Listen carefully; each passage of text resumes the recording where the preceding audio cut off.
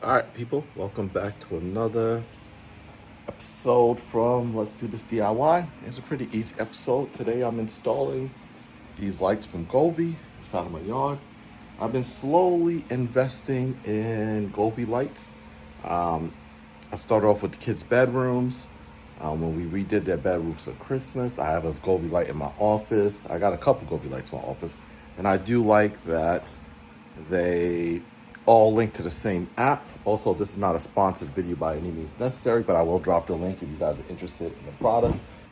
So they are a little expensive, so I only get them when they're on sale. And I bought these because they were on sale, and I'm gonna use this when I do the pergola in the back. But for now, I got this for the side of the yard. I'm gonna get another set for the other side of the yard based on how this goes. And then I also have, where are they located? Here. I bought these also. These were a little expensive. I think I paid like $150 for these.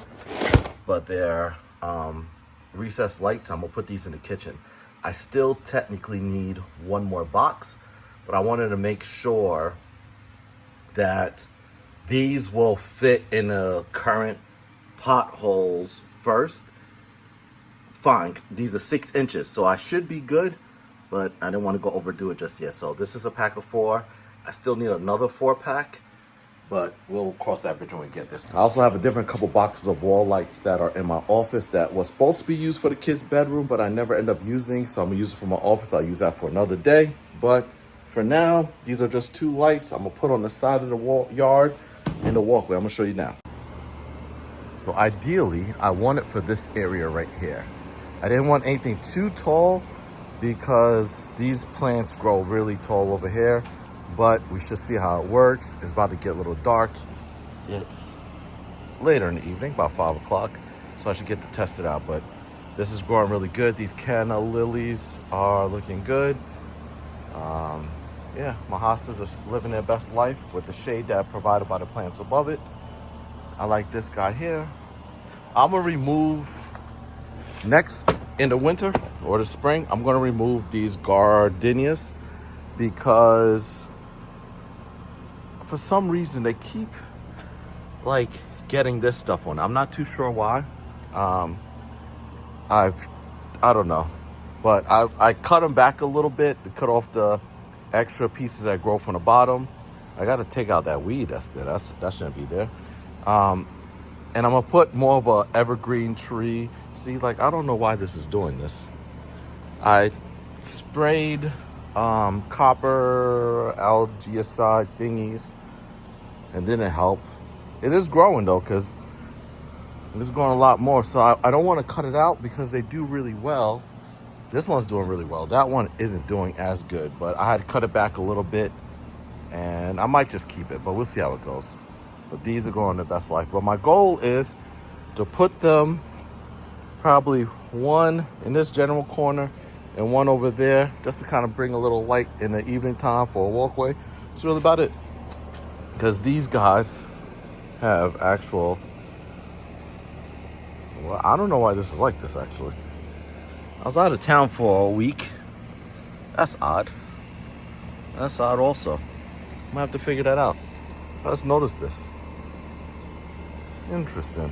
Now my only concern is the last time I seen these happen on my crepe myrtles.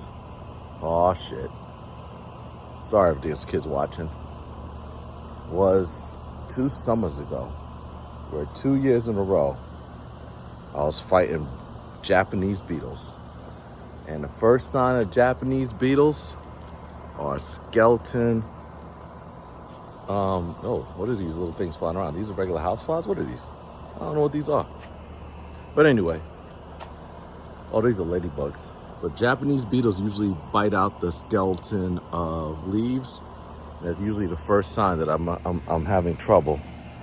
So I wonder if with all the rain, it washed away everything I sprayed, and now these Japanese beetles are trying to come back.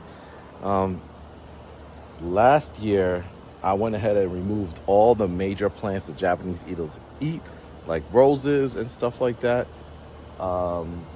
And that helped get rid of them. After spraying triamazide, I believe is what it's called. I don't know. And now the new war starts again. You know, we've been in here 5 years. So far, I survived the war of armadillos who was just tearing up my mulch beds. I survived the war of birds who was building birds nests everywhere and pooping all over my stuff. I thought I survived the Armageddon of Japanese beetles.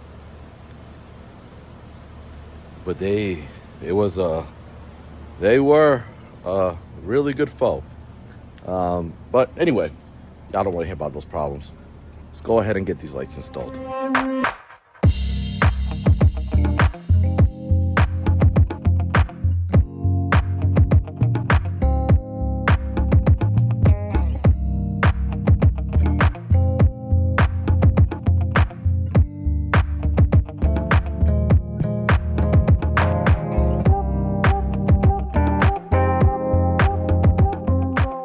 All right, let's see if I can show you. But pretty much, you could decide how you want us to go. If you want to go like that, like this, based on your little setup in your yard, and then you put the little screw in here and it'll lock it in place. I'm not going to screw it in just yet because I want to figure out the layout I want. That one, I'm pretty certain is going to lay flat like that. What location is going to go. This one, I might let it lean out a little bit because I think where I'm putting this, there's a thicker bush. So we'll see how it goes, but I'll figure it out when I lay it down. Also, it does come with 2-wick poles. I need both of them, but you could actually decide if you want to use 2 or 1.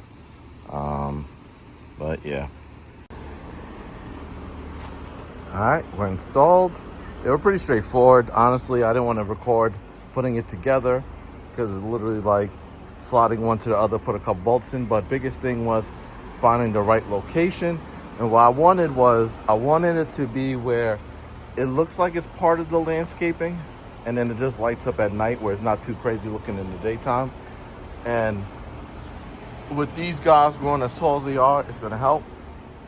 I know this, if this survives, I gotta figure out why it's changing color. So if anybody knows why this gardenia looks like this, let me know.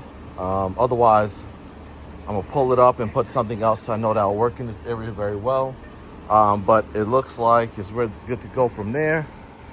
And that's it. That is it. That is the max distance they could be apart from each other with that cable. I think it is like 8 feet or something like that. So keep that in mind. But yeah, I like it because I just wanted something that had a nice little glow. So the real reason I do always get Govee lights is because I could use one app to control them all, and they're really reliable the way the app works and being able to pick different color schemes and the different options and it's setting timers. So everything in my house is connected to HomeKit, but these guys are not. So at least being able to put them all on a timer and control it all one spot is good. As y'all know, if you try to get different lights, they all come with their own little native app. I actually might cut this back a little bit. Yeah, I might cut this branch back. That's a whole story for another day. But yeah, they all come with their own native apps. So just having one app definitely makes it a lot easier. So if you find an ecosystem you like, definitely stick with that same ecosystem, make your life a little bit easier. My entire house is run by HomeKit, and if it's not HomeKit, then the lights are Govee. And so far it's been working out pretty good. So one day I'm gonna invest in the actual lights for the front of the house, but then I'm afraid of heights, so I'll have to hire somebody to put those lights up. So that's a whole nother deal for another day. But let me take a look. We'll wait till it gets a little darker so we can see what it looks like at night. Then we'll set up the different scenes and go from there. All right, see how they look. Oh, they look good. Yeah, they look real good. Oh yeah, they look real good. I like that. Yeah. Gets off a good bit of light. And like I said, with the Govee app, you can pretty much customize it how you like. It really gets the job done what I needed to do. It blends in pretty good with the bushes. I don't know if you can see it that well on camera, but in real life, it blends in pretty well. And here we look. And obviously I had to go with the Neil's Next Door purple, so there you go.